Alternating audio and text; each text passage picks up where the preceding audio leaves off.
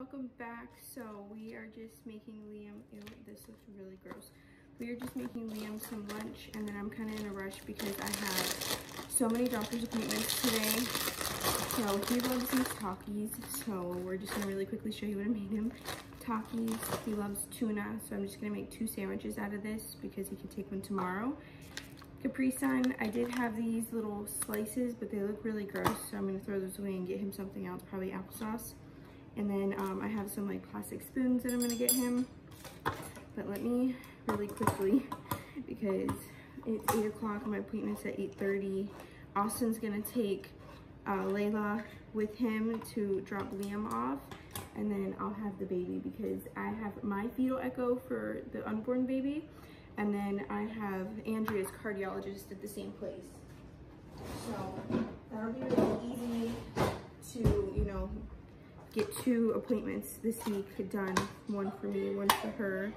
And then I have, come on, ew, I hate that. And then I have my ultrasound of my thyroid later, as well as the results, but I might have to reschedule the results because it's literally, my appointment is 15 minutes after my ultrasound. I was supposed to have it done last week, but the tech called out, so I had to reschedule. So that is what we're doing. I'm in such a rush right now. I woke up at like 7:20 and I'm like so dead because it seems like Andrea likes to stay up and have one of her nights whenever we have a bunch of doctor's appointments or I have a bunch of stuff to do. I'm making bros tonight. And yeah, so I'm gonna have to get home in time to make that because that takes like an hour and a half to 2 hours to cook. So we might be having dinner a little bit later tonight, but that's okay.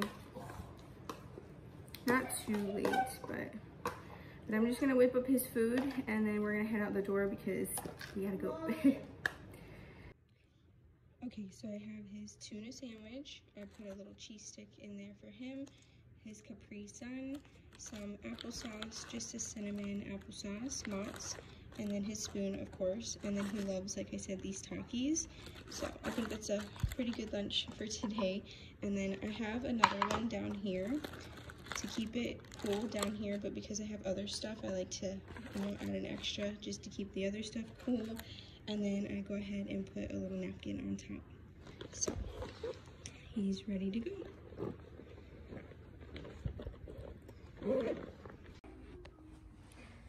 Are we going to check your heart?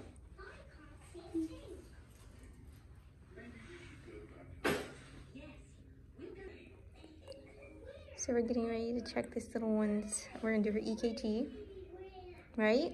I'm gonna do stickers? Yeah. Yes. She hates it, so we'll see how it goes. Love you. See, rub, rub, rub, rub, rub, rub. You did so good. So we got our EKG and our ultrasound done today. Good girl. Such a big girl. High five. High five for mommy. You did so good.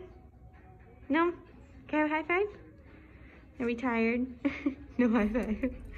Okay, so we just got done at the cardiologist for my fetal echo and for the baby. Everything looks good on my fetal echo. He did say there was, which is completely normal when you're, obviously you have a baby, the placenta gives the baby oxygen and nutrients. So there's a hole in the heart that stays open because of the placenta. And then usually after you deliver or very shortly after you deliver, that closes up because the baby obviously is breathing on their own and, you know, eating on their own. So there is a little flap, which there's a hole, so there's a little flap in front of it. He said the baby's looks a little bit stretchier than normal, but he's seen worse, so he's not really concerned. He said the only thing that could cause an issue is if the flap is opening way too much and being too stretchy to hit the other side of the wall of the heart and can cause an arrhythmia. He said he usually wouldn't really say anything about it until like there was any issues because it usually doesn't cause issues, but because I already have a baby with like a heart issue and arrhythmia, that he didn't want me to hear arrhythmia when the baby, or when I was like 28 to 32 weeks, he said is roughly when things would start to like show. He said he didn't want me to hear the word arrhythmia and think anything like Andrea, even though my ultrasound was completely normal. So the baby's heart or the unborn baby's heart is looking very, very good. I'm so happy. But like before, I think I've told you guys, we didn't know anything about her defects until she was actually born. We knew that her heart was enlarged and there was something going on, but we didn't have a full diagnosis and a full definition until she was actually born and able to have her own echo on her heart. So fetal echoes are not 100%. I really think that Dr. Stossel or Dr. King, my high risk or my OB, will still schedule a full like echo after the baby is here and born after delivery, like they did with Andrea, which I 100% still want. Even though this ultrasound is normal, I just want to make sure everything's good. He did say that I don't need another ultrasound or another follow-up with him. He asked me how I was doing and my heart rate and everything. So I said my blood pressure is a little bit on the lower side, you know. He's like, well, are you getting dizzy? And I said, usually when I stand up, that's when I start getting dizzy and I start to feel like I'm gonna black out. So he did say that after the baby was born, if I was still having these issues, I could have an echo done just to rule out mitral valve prolapse. I've had an echo done on my heart before and they didn't say anything about it, and I was having a lot of issues after Andrea, so we'll see, because you know, new things can come up.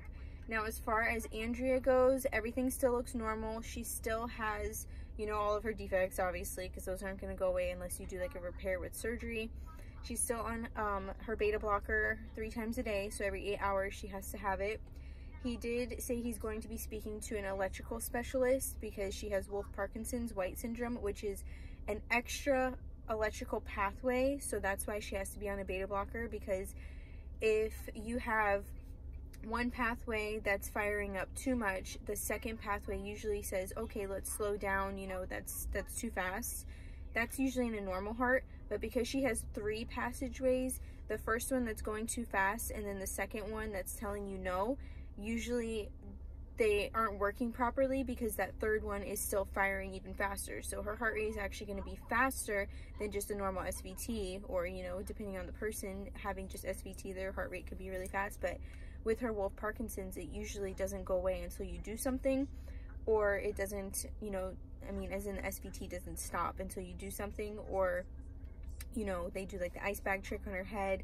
They do the adenosine medication, which I really have read up on like just recently, because I'm always scared to look stuff up. I'll freak myself out. So she looks good. Her right side atrium is still obviously enlarged and can get larger, but it's still normal for her. So her heart structure right now is still normal. The leak from her mitral valve, the leak from her tricuspid valve, or Epstein's anomaly, is still the same. It's not any worse, and obviously it won't get any better because it's a defect and it is what it is. He was talking about, like I said, talking to an electrical physiology or electrical specialist before he lowers her medication because of the Wolff-Parkinson's. So he doesn't want to lower anything because of the extra electrical pathway, obviously. So he's going to talk to them before we do anything, weaning her down. He wants her to be at half the dosage that she is. So I was like, oh, so you want her to be at 1.5? And he's like, no, I want her to, you know, gain weight and be at that half. So she'll stay at 3 mLs, but she'll gain weight. So I was thinking weaning her meant like lowering her dosage, but it's actually her gaining weight. So I was a little backwards. And she actually did gain a little bit of weight, probably like a pound to pound and a half, if that. So she's at 25.4 pounds, or 25.3 pounds. So she's like at 25 pounds. She was stuck at like close to 24 pounds for the longest time. She would not gain any weight, even if she was eating. She's never had an issue eating, except, you know, right now she's very picky at what she eats. She doesn't like to eat dinner. Layla went through this exact same thing. But everything looks good with her. They're going to keep her on her medication, obviously, at 3 mLs. They're not increasing it, even though her weight went up. So I guess we're in the weaning process, and I was just a little bit backwards. So it's very good to get, you know, straight answers. I ask 1,000 questions. I'm like, so she's sometimes blotchy, but I don't know if she's cold. She was blotchy last night, and I put like pants on her because it was freezing out. It's like 45 degrees right now in Florida. So it was like in the 30s last night.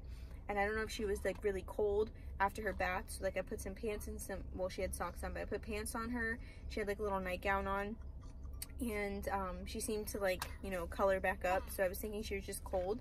But other times I noticed when she's just running around, it can happen out of nowhere. So he's like, as long as, like, her heart rate's good, and I'm like, yeah, I check her every time, like, something's funky, of course. He's like, as long as that's good and she's not showing any other symptoms like blue lips or, you know, having trouble breathing, or her heart rate's not fast or too slow, he's like, she's good. So I was like, okay. He's like, I don't think the blotchiness is from her heart anyways, so that's good news. And he's like, how is she doing at home otherwise? I'm like, oh, she has, you know, her Tailbird 2s have definitely kicked in. But other than that, she is so good. She runs, she plays, she fights with her brother and sister. She's good. Like, she's doing so much better than I thought she could have. I cannot believe how well she did today. And like I said, she is so bad with her EKGs and so bad with her ultrasounds, but she was such a big girl today. I'm so proud of her. Like, I'm beyond proud of her. Like, I almost started crying in there because we haven't had an ultrasound since July of 2020. We could never get a full clear EKG because she was always screaming and crying and throwing a fit. She, of course, I had to occupy her with Baby Shark today, but, and Coco Melon, but anything to get what we can done, because I haven't had an ultrasound. I've been worried that, like, things have been growing or getting worse, and I'm just so happy she did so good. So they were really surprised too, because she's never really that good. So hopefully next time she'll be even better, and just let her put the stickers on her, not worry about what's going on. Maybe because she's getting a little bit older, it's been a while. So we go back in 3 months in May, so right before I'm due with this baby, and we just check her out again. We do what we did today, EKG. He said he doesn't want to do an ultrasound next time, just because, you know, nothing's changing and she's having no issues. She's having no SVT episodes. So he's like, unless something comes up or we're noticing that things are, you know, her breathing or her blood pressure or her heart rate or anything like that is getting funky, he's like, we're good. He's like, I probably want to do it in a year, which is, you know, standard annually. So I'm very, very pleased with today's appointment. I have my appointment for my thyroid ultrasound at 2:30, and then I go and get, hopefully, the results. I actually need to call them and see if I can still go straight up there, but I go and get the results for the ultrasound if my doctor reads it, not a radiologist. But if my actual endocrine doctor reads it, I go at 2:45, so 15 minutes literally after my first appointment. So I need to figure out if that is going to be, you know, even, can we even do it, you know? So I'm gonna call them. But I did call Austin and update him and let him know everything. So he's like, okay, good. I'm very happy that everything's looking good. I did say, hey, I'm like, hey, are you hungry? Because this pregnant girl is craving some Chick-fil-A, and I haven't been eating out. I've been cooking at home. I've been cooking dinners and everything, but I wanted some Chick-fil-A. So he's like, I don't really want Chick-fil-A, but go ahead, just give me this, you know, whatever. So I'm running to Chick-fil-A to go grab me a chicken sandwich and some french fries. And I think this little girl deserves something too, because she, well, obviously I'm gonna get her food, but like, I mean, like, something not at home. So I think she deserves a little eat out, because she did so well today. So Layla's home with Austin, and Austin took Liam to school this morning with Layla went with him. But so far today's a good day. I'm super happy with how it's going. It's just freezing out. So let's go get some food.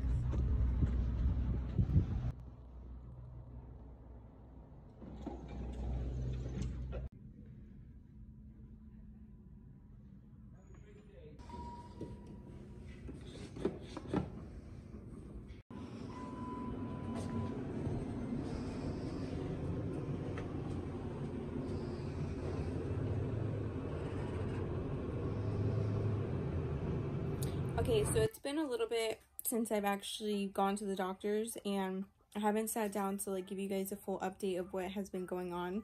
So pretty much what has happened is Andrea went to her cardiologist and everything looks the same, which is very good news. When we got a phone call later that night from her cardiologist telling us that he spoke to the electrical specialist down south, they did not agree that they wanted to wean her off her medication. So they were trying to wait.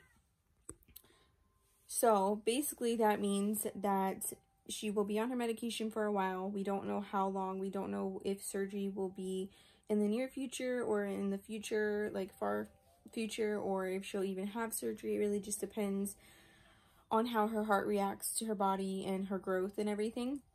But they didn't want to do it because she hasn't had an SVT episode, which means her heart rate goes really fast and it doesn't stop pretty much. It can stop on its own, but hers never did whenever she had one.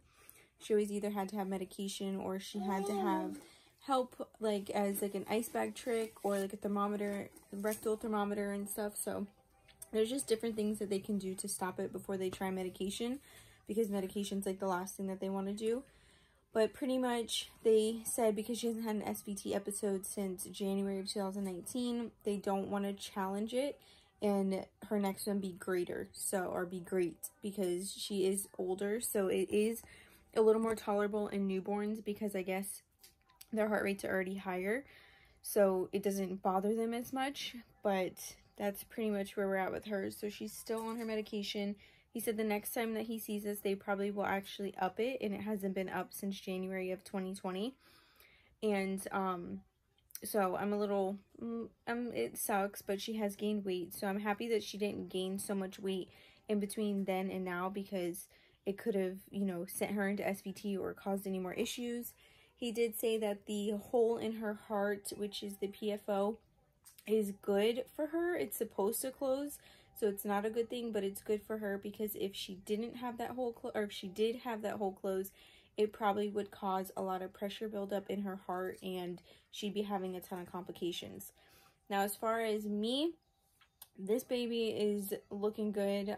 Like I said, she's just that little hole where the placenta, you know, gives the oxygen and everything to the baby, and like the umbilical cord attaches and all that. That is always open until the baby is born, and then usually when the father or whoever clamps the cord, it will close, or very shortly after birth, which in her case it didn't, and that's what I just explained to you guys. It's a good thing that it didn't. But this baby has like a little bit of stretchier flap, so sometimes that flap can hit the other side of the heart wall and cause arrhythmias. And he only told me this because it is pretty common, but he only told me this because I have her, and if I heard arrhythmia in my new baby, he's like, I don't want you to freak out. And I was like, well, I probably wouldn't freak out. I'd probably just call you guys and see what's up.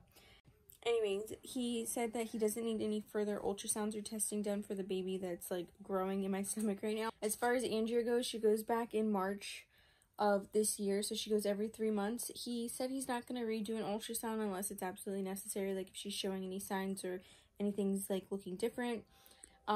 He did say he will do an EKG. They do one every single time just to see how her heart function and everything is. So, but so far she's doing really good. He just said to keep monitoring her, keep her on her medication 3 times a day, so every hours, check her if you feel like something's off, or even every once in a while during the day, you know, you just want to make sure she's okay. And then another doctor's appointment that I did have done was my ultrasound on my thyroid that I want to get you guys caught up on. My ultrasound on my thyroid pretty much showed the same thing as it was last time, so at least no growth or no change, which is a good thing. There's no suspicion for like any kind of worry, like they don't have any kind of like worrisome about it. It looks fine, or fine. It shouldn't be there, but it is there. It's not causing any problems, so he said it shouldn't affect my pregnancy. It should be fine, but he did want to check it again a year from when I had it done. So in another year, I'll get another scan done, make sure that it's still looking okay, and that if it does grow or it does look any kind of different, he will do a biopsy, because he says that once it gets over to a certain amount of centimeters, they do a biopsy, just because I guess it could become cancerous if it keeps growing, if you guys understand that. But anyways, so pretty much that's it. Nothing really has changed. We're just going to doctors. I actually don't have doctors for a while. In a few weeks, I have to go back. I have to go and give blood work to check my blood count. I also have to go and check my glucose levels, so my sugar levels, to make sure I don't have gestational diabetes this pregnancy, which I haven't had with any of my other ones. So far we're looking good. Everything's looking in our favor, so let's just keep praying that everything's going in the right direction. But thanks, guys. I hope you guys enjoyed this little, you know, catch up with me, doctor's appointments, everything like that. We had a bunch going on for a while, but we're going to take a little break from doctors until I actually have my routine ultrasound and my routine OBGYN prenatal appointment, whatever you want to call it. And then I actually have to wait until March 3rd, I believe it is, to go get the Holter done on my heart, because I had to reschedule that and they don't have any available. And then I had the ultrasound. Oh, that's another thing. I had the ultrasound done on my heart, and that was like a week ago. I had it done, a week and a half ago, and so far my heart looks good. So that's pretty much all the updates. Everything looks good. Nothing looks out of the ordinary. Just keep monitoring me in this pregnancy, and we'll see how it goes.